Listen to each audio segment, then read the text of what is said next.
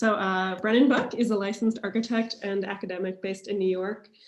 He's a principal and co-founder of the Los Angeles and New York-based architecture office Brennan Buck with David Freeland. Before starting his own office, he was assistant professor with Greg Lynn at the University of Applied Arts in Vienna. We are already live. A lot about over these past couple of weeks. And he worked at the offices of Neil Denari and Johnston Markley in Los Angeles and Walker Macy in Portland, Oregon. I think since you're here now, Brennan is currently a senior critic at the Yale School of Architecture, where he has worked since 2008. Yeah, absolutely. Thanks for having me. At the University of Pennsylvania, Pratt Institute, Syracuse University, and the Royal Danish Academy in Copenhagen. His writing on technology and representation within the discipline of architecture has been published in numerous academic where are you journals. When did you go to UCLA? Brennan received his bachelor's in landscape architecture from Cornell University in 1997 and his master's in architecture from UCLA in 2004. MR1 UCLA. Thank you for coming, Brennan.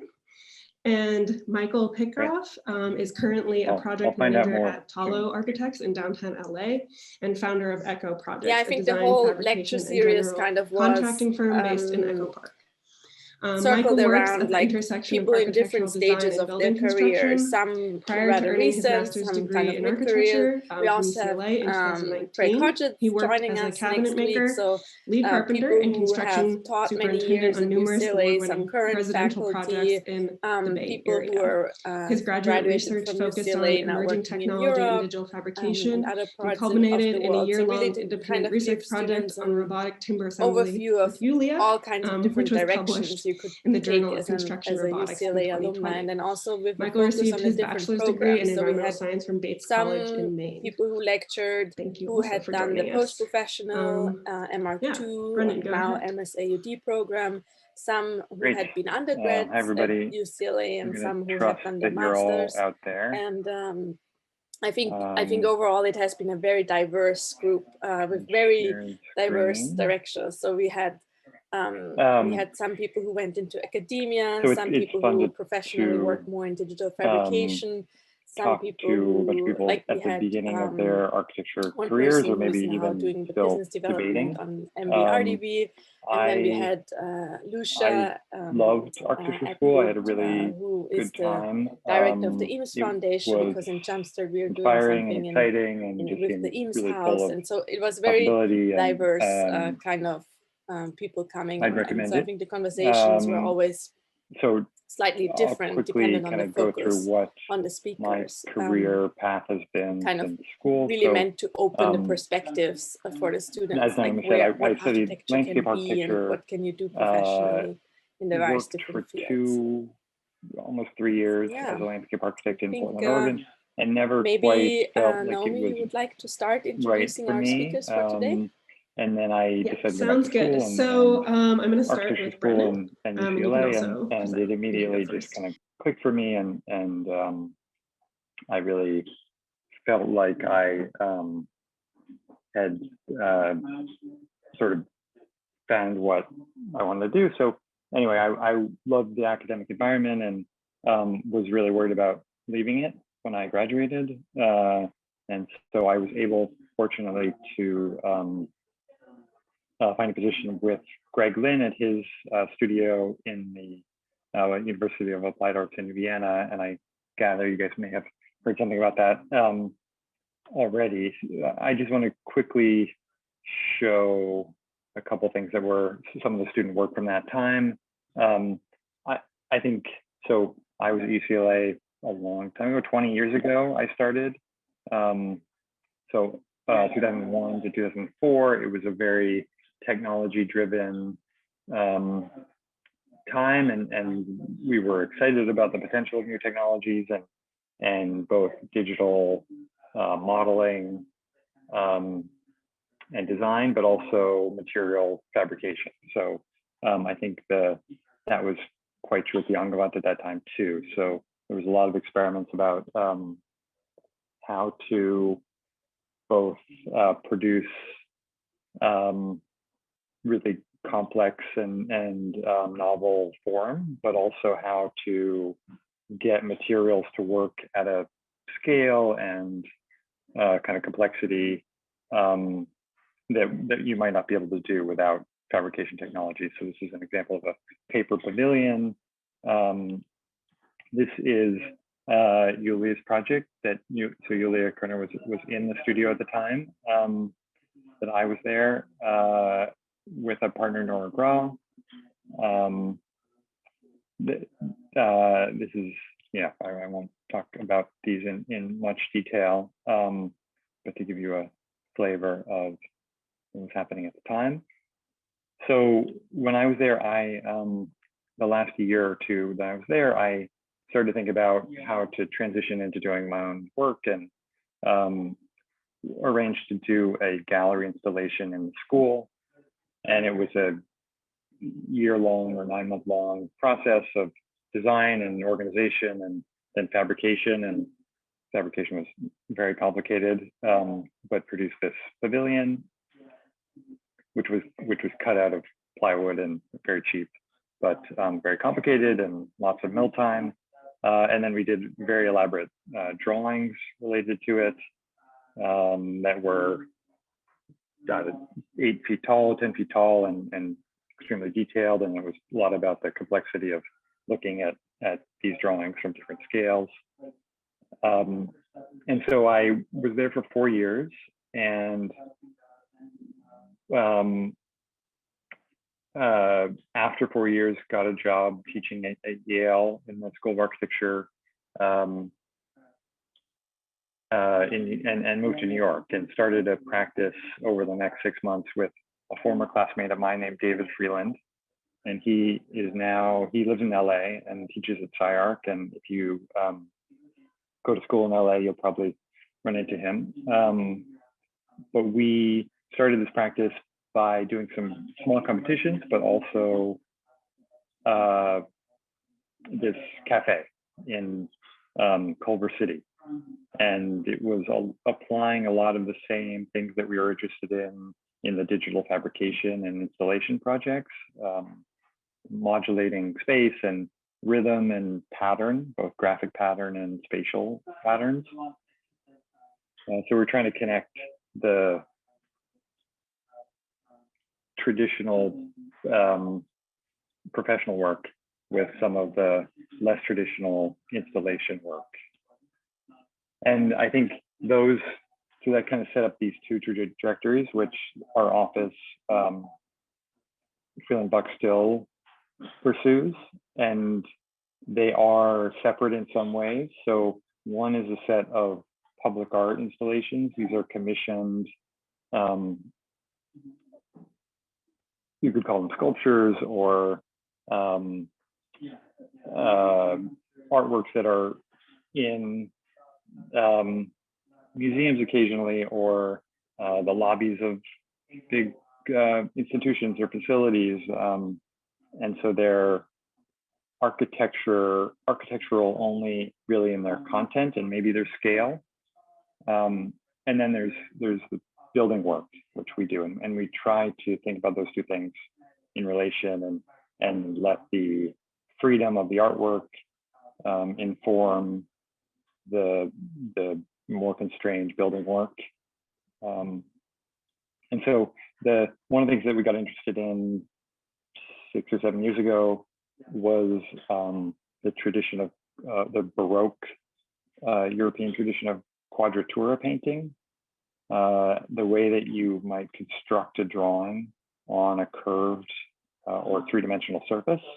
So here, this is by a painter named Andrea Pozzo, who kind of developed and refined this technique for taking a two-dimensional drawing and projecting it up onto this curved surface of the vault, so that when you look at it from a certain point on the floor, it looks like a real dome, which is the view on the left. But then on the right, if you walk down to the other end of the nave and look back from the altar, it's all distorted. So we were interested in that kind of fragility or ambiguity of three-dimensional drawing, and developed a series of projects based on that, and developed a way using fairly new but quite widely used fabrication techniques with fabric and aluminum metal framing to produce these three-dimensional drawings. So the first one we did was at the Smithsonian, the Renwick Gallery in Washington, D.C., which is one of the Smithsonian museums there. And so it was in this larger gallery. We were limited to the ceiling. They had events there. We couldn't do anything on the ground. And so we started to think about how we could develop these layered three-dimensional drawings, which would be porous, and you would see up through the layers, and they would be perspectively constructed, much like quadrature painting was. But they would try to amplify the dissonance and the misreadings that you get, the multiple readings of the form and pattern that you get by having a series of frames, each of which is aligned to a certain point of view on the floor. But as you walk around, you encounter those points where the layers kind of align, but also many other points where other things happen visually. So this is a little part of the final project. And so these are 9 different three-dimensional drawings of other buildings, other interiors, and particularly other ceilings from buildings around the US that were built at a similar time as the Renwick Gallery building, which was a 19th century Victorian building. So we were looking at contemporary buildings around the country that evoke the history of this museum building itself. And so we took that sort of technique and set of ideas and have applied it in some different situations and contexts. This is in a children's museum in Pittsburgh. Same basic technique of printing and cutting on fabric and then stretching that fabric on a metal frame.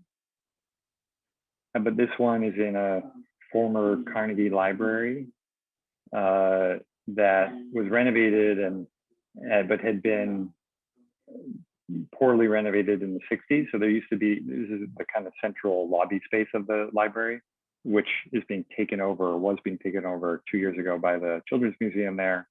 But it used to have this amazingly intricate leaded glass ceiling, and it was demolished in the 60s. And so our project was trying to evoke that previously existent ceiling, which you see in the dashed line here in the bottom drawing. And so our project, rather than it couldn't project up like the previous ceiling was, so it projects down, and it's a again, a kind of three-dimensional perspective drawing of that ceiling where it once was. So it projects down, and it's this very strong presence in the room. But when you're directly underneath it, you see it apparently projecting up. It becomes concave, and you see that old ceiling that used to be there. This is a project in LA. It's what's now called the Mark Ridley Thomas Behavioral Health Center in Willowbrook, which is a little neighborhood south of LA, south of downtown, I should say. And it's this building hasn't quite opened yet. We finished the project last year, but it's a wall. It's an 80-foot long wall that is essentially a layered light box that has these layered images of the neighborhood and evokes that local residential context. These are all images of these really beautiful, modest, but well cared for houses in the neighborhood. And they're literally kind of quilted together, or graphically quilted together in layers. So that's one side of the practice. The other side is the building practice. And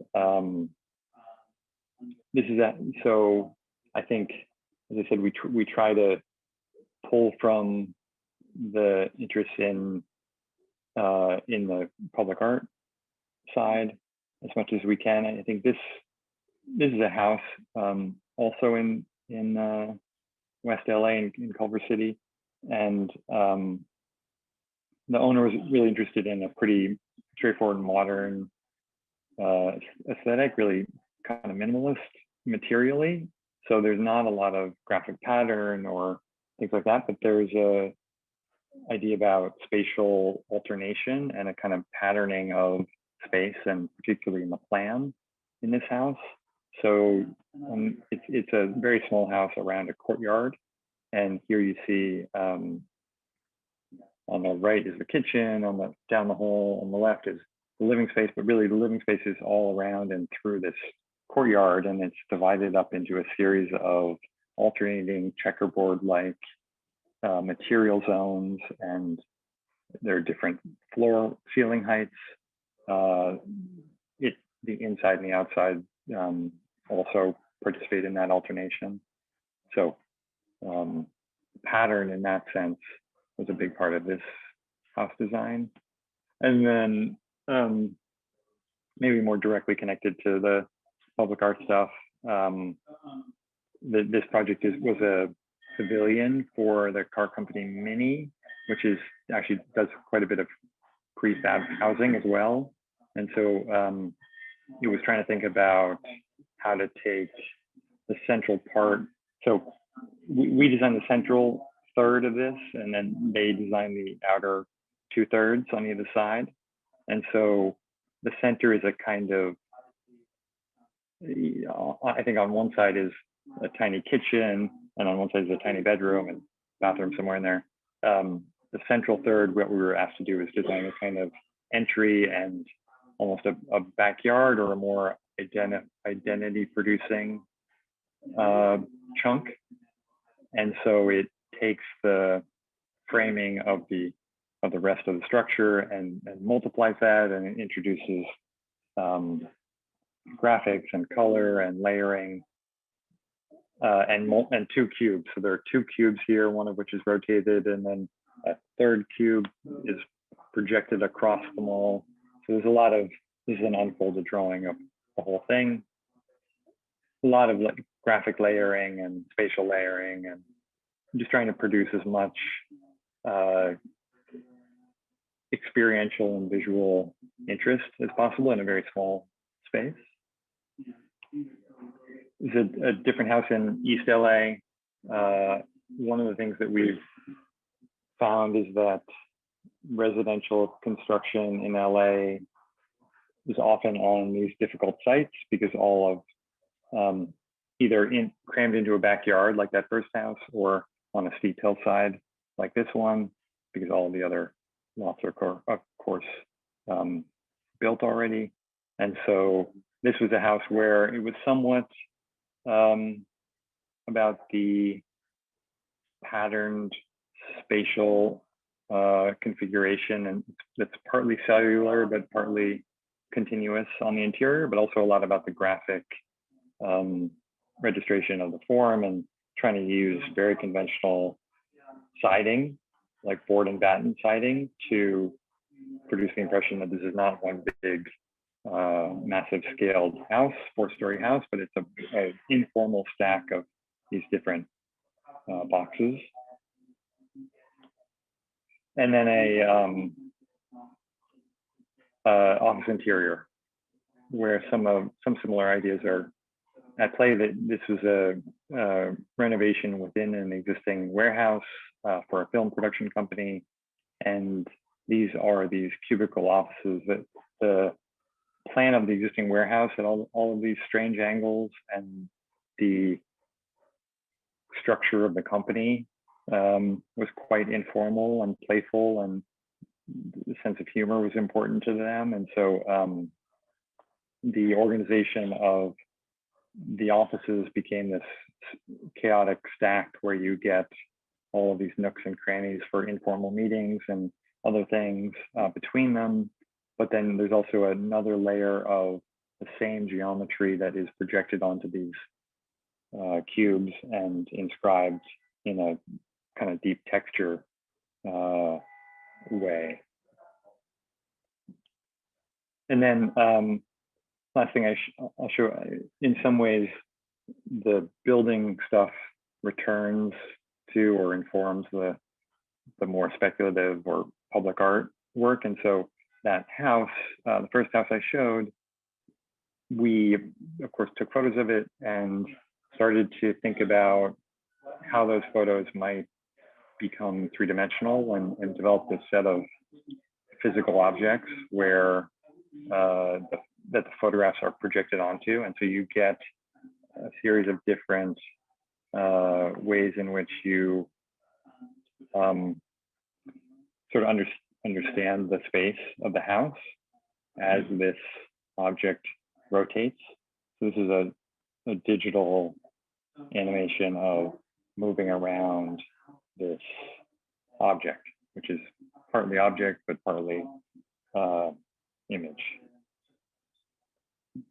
And so it's kind of trying to inform and extend all of the work, I guess, the building stuff and the public artwork. And then this is an unfolded version of those objects. So this has kind of led to a installation at the SciArt Gallery. So again, if you're in LA, I think this will open, this will be the first in-person gallery show there in a while. It'll open in October, early October, I think. And it will be a series of these much larger, these objects, but 8 feet tall. And there's some, we're looking at the buildings of Walter Netsch in Chicago, who did these very geometrically complicated buildings in the 60s and 70s. So that's sort of one of the things that we're working on this summer. I'll look forward to the questions and stop sharing here.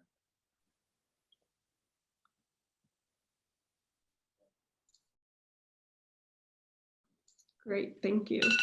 Ooh, perfect timing. Oh, nice timing. Yeah, if you're ready, Michael, you can go ahead and start sharing your screen. Sure.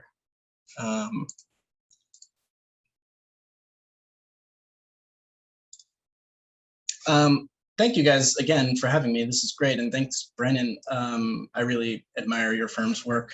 So it's cool to get to join a discussion with you. I graduated from UCLA's MArch-1 program in the summer of 2019, so fairly recently.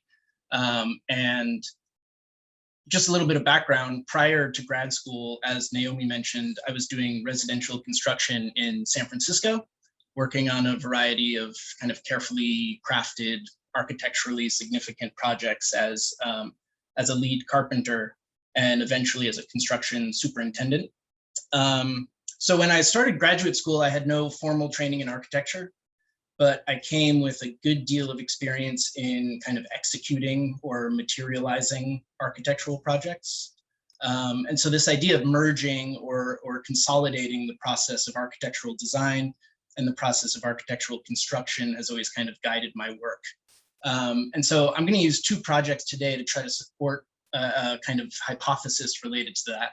And it's summed up nicely by this quote from architectural historian Mario Carpo, that the distance between the designers who make the notation but don't materialize it and the builders who materialize the notation but don't invent it is being eliminated by the technical logic of digital tools. So as a first example of that, I'm going to talk about a project I worked on in my final year at UCLA. And this was a project I proposed as an independent research project with Yulia Kerner as my faculty advisor, and a great deal of help from Tyson Phillips, who is the manager of the robotics lab at the Ideas campus in Culver City, and my classmate and partner on the project was Nicole Tortorici. And broadly, the premise of the research was to develop a methodology or workflow for the automated robotic assembly of discrete timber components that could theoretically work at different scales and in a variety of different configurations.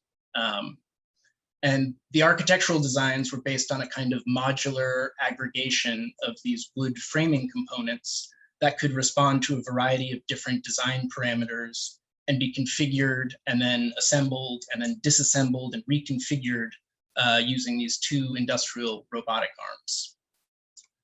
So at that time, there was similar research in the area, robotic timber construction by Gramazio Kohler research in ETH in Zurich and others, but it was focused more on processes of like human robot collaboration, where, for example, the robotic arms were responsible for some aspect of the assembly, like holding two parts together in a very precise manner. And then a human would place a fastener, like a nail or a screw, to kind of complete the task. So to distinguish our project from that line of research, we chose to focus on what's known as topological interlocking assembly, basically one that could be self-supporting without the use of mechanical fasteners or binders like glue. And this way we could really limit the amount of human intervention during the assembly process, and also support the notion that the structure could be disassembled and reconfigured with relative ease. And we settled on a very interesting construction joint from traditional Japanese woodworking called the chidori joint. And it's made up of these three discrete elements that interlock to form a six-way structural cross node, basically. And in the case of this project, we used a very standard, widely available lumber profile, a nominal 4x4, which is a 3.5 inch by 3.5 inch square profile. But the joint itself can scale to any size. It's been used recently as the basis for design at both building and furniture scale by Japanese architect Kengo Kuma, for example. Of course, these projects were manually constructed, but the kinematics, the kind of motions of the assembly, are very specific and precise and culminate in this rotational maneuver that locks the joints in place. So actually the dexterity of the 6-axis robotic arms was really conducive to the assembly of the joint. And furthermore, the geometric form of each of the three components translated really nicely to the subtractive digital fabrication method of CNC milling. So we were able to produce the components fairly rapidly in a precise and repeatable manner. And maybe most importantly, there was this kind of digital continuity. So the CNC mill was working from a 3D model to carve out the objects. And then the exact same 3D model was being used as an input for the robotic arms to manipulate the objects. And so maintaining the thread of a digital language for each step of the sequence meant that even though it was taking place in different buildings, one in Perloff and in the Ideas campus, on different machines using different software platforms, there was never really like an issue of translation throughout the sequencing. So then moving along to the robots, to start, the industrial robotic arms can't really perform any specific task without you giving them the right tool for it, which is called an end of arm tool or end effector. So we designed and fabricated these custom grippers to handle the timber components, one for a kind of horizontal cross grain grip and one for an end grain grip or kind of vertical orientation. And then came the task of basically choreographing these two big robotic arms and the activation of their grippers to assemble multiple chidori joints into a single structure. And for this, we used a Grasshopper plugin called KUKA PRC, Parametric Robotic Control. And it's specifically designed for KUKA robots, KUKA being the manufacturer of the robots that we have at the Ideas campus. It's a super, super cool program. It allows you to use these very accurate 3D models of the robots themselves, and then insert your custom 3D objects that you want the robot arms to begin manipulating. And then you place all of that into a 3D model of the actual workspace. So you're seeing the Ideas campus warehouse. And then with all of that information, as you're building and testing the script, the software will generate a 3D simulation of what your script has encoded. So you can kind of check your work as you develop each motion before instructing the real robotic arms to operate, because they're very big and heavy and expensive. So you can see if you're kind of clashing with objects or robot arms are hitting each other, for example. So with lots of trial and error and kind of experimenting with the scripting, we were eventually able to stage multiple platforms in the workspace and have the robotic arms work in concert to assemble a structural module and then disassemble it and stack all of the parts by category, and then retrieve those parts to reassemble the module in a different location in a different configuration. Here's a close-up of that rotational maneuver that locks the joint together. And you can see here on the top of that part was this kind of very subtle and simple design modification that we made to the original joint, which was just to chamfer or kind of bevel all of the sharp edges that the wooden parts have. And it basically just accounted for these very small variations in the position as they were working. And so you can see, even if they're out of place a little bit, they were still able to kind of snap each other together. So then, taking what we learned about the physical assembly of a single module, the project moved back into the digital and kind of speculative realm to extrapolate our findings into larger aggregations of these modules. And we continued this process in Grasshopper. We were generating these algorithmic aggregations based on rules and parameters that we were setting. So then we have both the motion control of the robotic arms and the form generation of the structure controlled within Grasshopper in the same screen, the same platform. Again, so there's this kind of continuity of the language there, so that the two can begin to interweave and maybe inform one another. Basically, there's a feedback loop, essentially. And they were very simple rules for these algorithmic aggregations, like no part getting placed outside of the reach of both robotic arms, for example, or sequencing the placement of parts so that they would never obstruct the arms from manipulating subsequent parts. And so through this, we were able to create a series of options that we could then evaluate for our own design parameters and maybe curate and tweak certain aspects. And this was in service of developing a proposal for a robotically assembled pavilion scale timber structure, which at this moment exists still as a speculative proposal. I kind of hope that future work could bring it to the next level. Our team instead decided to conclude by synthesizing the research into a manuscript, which was published last year in the Journal of Construction Robotics, as Naomi also mentioned. So that was also a cool way to kind of culminate a year-long research project. Okay, so I'm going to jump to a very different type of project and try to draw a little bit of a connection, but this is my current work with Peter Tolkien and Sarah Lorenzen architecture. This is a site model for a fairly sizable single-family residence in Elysian Heights near Dodger Stadium that I'm overseeing the construction of. And we're actually using this project as a kind of case study, exploring the potential for developing a building construction practice within the firm. So there's nothing particularly pioneering about our construction method beyond simply that the same team that designed the project is now constructing it. And as a corollary to that, maybe utilizing the digital tools that architects would normally use for designing a project, leveraging those tools and kind of skill set to actually materialize the architecture. So I'll just describe it briefly. There were two existing buildings on the site. There's a small garage was completely removed, and then the main house was taken all the way down to its foundation.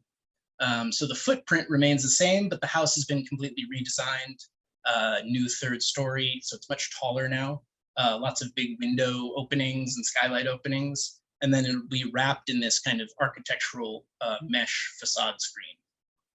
And then the addition of that big accessory building that's going to serve as a painting studio for one of the owners who's an artist, and then the addition of a lap pool between the two buildings. This is a progress photo I took maybe last week. So we're all framed and glazed, and it's now a weatherproof structure.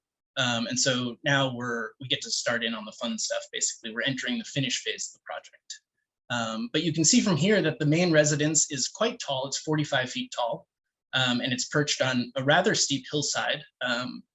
So these two factors combined meant that the primary structure is mostly steel, with the wood framing serving primarily as infill. And so the steel structure became a driver of a lot of the design moves. It's very closely related to the finish architecture of the building, say. In fact, in many cases, the steel structure elements actually penetrate through the building envelope and become finished architectural elements on the exterior side, like these kind of cantilevered balconies and canopies and outriggers that then all terminate as connection points for this mesh facade screen. And so from the very early stages of construction, when there was no building there, essentially the structural steel frame had to be erected in a manner that corresponded super precisely to the finish architecture. And so just as one example of the kind of use of digital tools and the materialization of architecture, being in control of an accurate building information model in Revit allowed me to take the structural plans, which were, it's a very well engineered building, but the plans were sort of old school orthographic plans and sections, and construct it all into a 3D structural model using and I was able to use basically the layers of finish material to guide the exact position of each of the steel members. And then this 3D structural model was then exported directly from Revit to a program called Advanced Steel, which is what most steel detailers use. And it had all of this embedded data, like the profile sizes, member sizes, wall thicknesses, and connection types, all the stuff that building information modeling is really great for. And so directly from the 3D model, they were able to generate these very detailed shop drawings for the fabrication and construction of the steel frame. And then when it was all installed, I knew that it was really well calibrated to my own building model, my 3D Revit model. So again, a kind of feedback process. And then also, as I design and draft and issue details for our subcontractors who are building it, I know that they reflect a kind of very accurate as-built condition of the space. So I think to kind of conclude the thought process here, if there's maybe a paradigm of there needing to be a separation between the process of architectural design and the process of architectural construction, it's maybe worth reconsidering, and that digital tools in particular can really begin to enable the blending of roles of the architectural design person and the architectural craft person, say. And I'll just leave you with a little drone video content of us hitting this nice benchmark in the project, which was finally installing all of these prefabricated stairs through the roof, this big skylight opening, dropping those all into place, which allowed us to weatherproof the project and now move along with kind of finish architecture stuff. So that is that. Thank you. Great, thank you so much, Michael. Maybe just to start off, just because this is something that we actually haven't really talked about in the lecture series, is the relationship between architect and like building. And you talked a lot about how your use of technology has changed that relationship. So maybe because a lot of the students don't know anything about how it used to be and how it's going in what you're doing, maybe you could talk a little bit about what that means more specifically.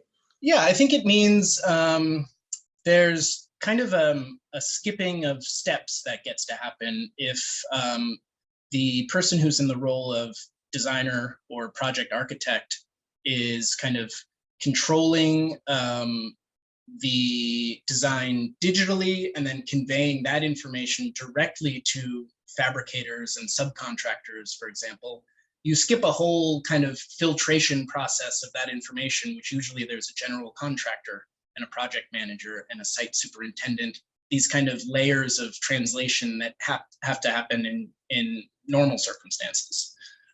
So I think that the reason I say particularly the digital tools are really enabling a much more kind of direct contact between the designer and the kind of built finished product, I think. Okay, great. Hopefully that was helpful to some of the students who didn't understand that. I guess another question that I have specifically for you, Michael, sorry, Brendan, there'll be questions for you too. I guess it's because you were in a very like hands-on, like you were part of the craft part of architecture, did you see yourself going so like intensely into the robotic side? And I guess after you graduated, having done such an intense technology-based degree or program, how did you imagine that translating into your career going forward? Whether or not that has happened yet, I'm just curious. Yeah. Yeah, I think one of the arguments I would make is that there isn't really a difference between craftsmanship, robotic craftsmanship, say, and more traditional, let's say, power tool craftsmanship that might be the role of a carpenter on a regular project. And that this is just kind of an evolution of the tools and technologies that we have to manipulate materials into what we want. And we've been progressing along the whole time. So I don't actually see there being any kind of disconnect between using a table saw, for example, and using a CNC mill, or using robotic arms to sculpt or carve. It's just the sort of the next step that we have. Great, thank you. I guess, Brennan, I guess I could ask you a similar question related to technology and how you see, because you use technology obviously in different ways, but how you see that affecting the built work, and if it has affected how you work as an architect building. Oop, sorry, just the timer for Michael. Yeah, I mean, it definitely enables us to do things in terms of the intricacy of pattern in the installation projects that we wouldn't be able to do otherwise. I mean, in a lot of ways, our work is pretty low tech, though. The printing and cutting of those projects is very industry standard. We use some CNC milling for some of the architectural work, but budget-wise, it often isn't possible. So, I mean, I think we're interested in technology conceptually, but particularly but I guess more as a kind of part of culture and thinking about it holistically as one of many parts of culture, and thinking about visuality and other aspects of culture together with technology. I guess I have one question. I mean, I think knowing both of your projects and work really well, I think one conversation we could perhaps have is also about, I think, labor, right? And I know, for example, Brennan, in many of your installations, the work was always quite labor intensive in kind of putting many different parts together. And one thing I think what we researched in the kind of project with Michael was like, how could you find automated ways of putting complex systems together where you not only can replace the labor intensity of the humans, because you kind of switch from the human operating the robots rather than putting the pieces by themselves together, but also in terms of like speed or maybe even like complex maneuvers, which in some of these complex geometries is quite hard to find the right angle, how pieces come together, right? So I think that there's a certain logistical optimization which could come in with autonomous machines. Maybe you could both say a few words to that in your experience, or what you think about this thematic. Quickly, Michael probably has more to say, but I mean, I think it's true that labor as a resource and something that you don't want to use too much of, even if it's almost free, which was the case in that first pavilion at the Angewandte. You know, I think that was an incredibly labor-intensive project, and it was only possible in that context where students hopefully got something out of working on it. But I think I would be more, I think our work is definitely much less labor intensive today. And I think that's not just about the feasibility of it and the replicability of it, but also about thinking about the value of labor and the value of people's time, and not being a little more careful maybe about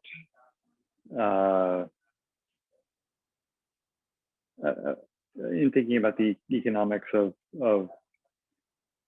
labor and people's time. So I think it's beyond the interest in, it's not just about reducing labor, I guess for us, it's about finding ways to value it in a world where it's not always valued very much.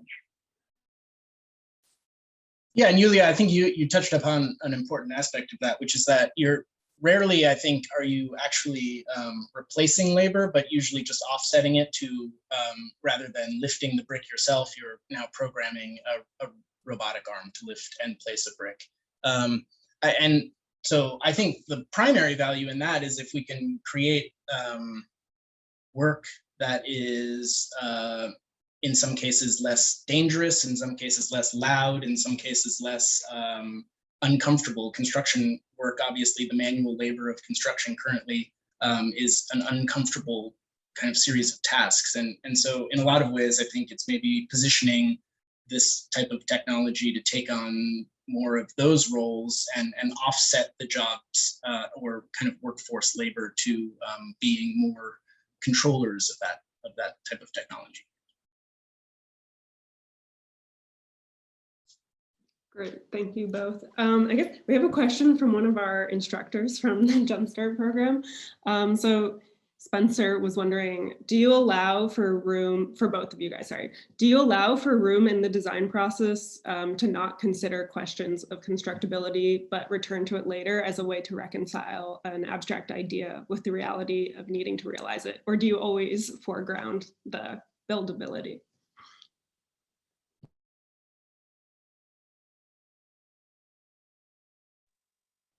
In our case, I don't know if we foreground it, but it's certainly, like, I think a lot of the projects are just not, there's an inefficiency to, you know, putting aside constraints. I think looking at it from a much longer point time span, I think that we have found a way to use printed and cut fabric to produce the kind of less feasible tectonic intricacy of putting lots and lots of parts together. And so, like, over the long time frame, I think we're not necessarily tied to buildability. We're looking for different ways to build an idea that is fairly consistent in terms of its spatial and visual effects.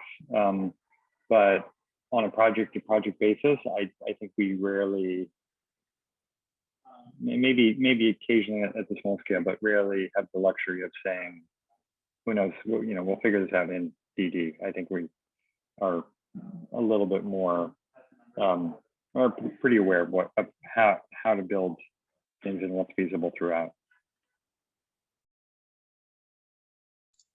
I would say I have a personal worry sometimes that I foreground the constructability too much because it's sort of my background, and the design process can be something that's totally separate from that, and sometimes gains a lot of value from being really separate from that kind of line of thinking. In practice, though, I find mostly that being armed with the kind of the whole survey of tools of the trade and digital fabrication methods, mostly it would be other people saying like something like that would be impossible to build. And in fact, you can build anything if you have the right process in mind.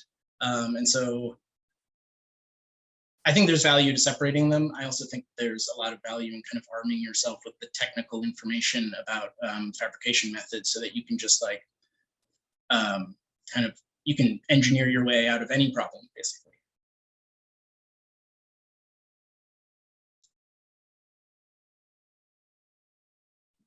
Okay, if the students don't have any more questions, Julia, do you have any more questions? We can end a little early. I think I just want to kind of thank Michael and Brennan for their time and their actually exceptional lectures. And thank you so much for preparing it, especially for the audience and kind of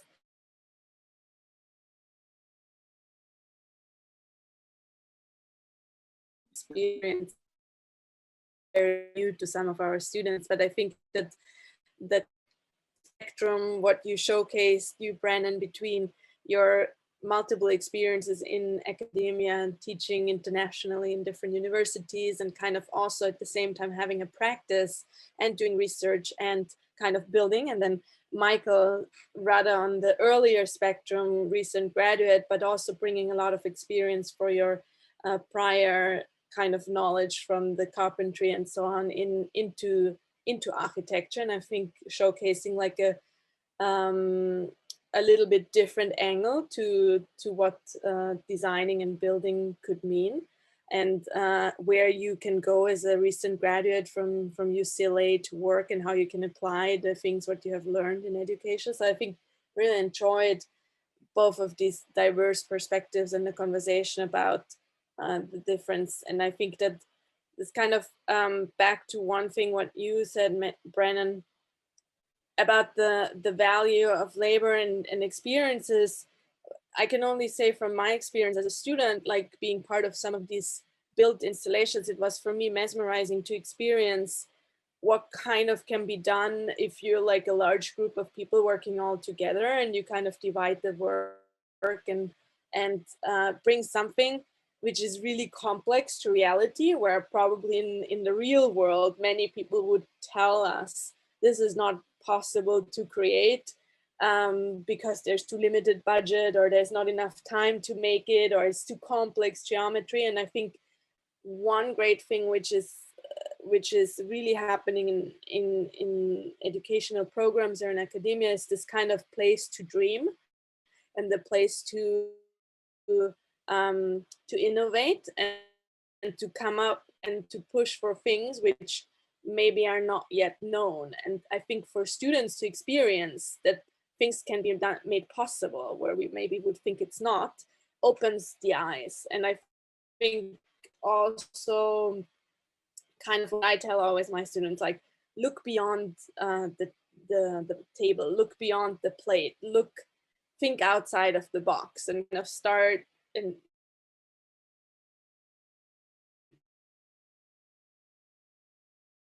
with your imagination and think things which maybe haven't done before. And so I think that's just my own experience from having been a student from you, Brennan. I really always appreciated this kind of thought process and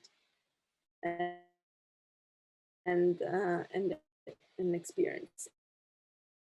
Yeah, at this point, I just want to have the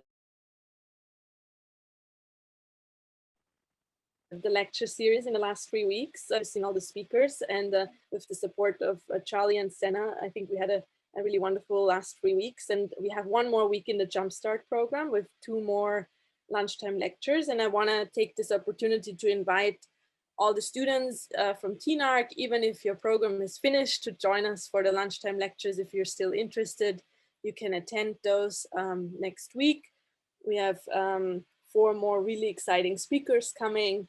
And yeah, with that, I know everyone has to go on to the studio and back to work and meetings. And so thanks everyone for coming together, and looking forward to seeing you in person soon again. Thank you both. That's great. Thank you, guys. Thank you, Leah. Nice to see you. Nice to meet everybody. Nice to meet you. Bye. Bye. Thank you.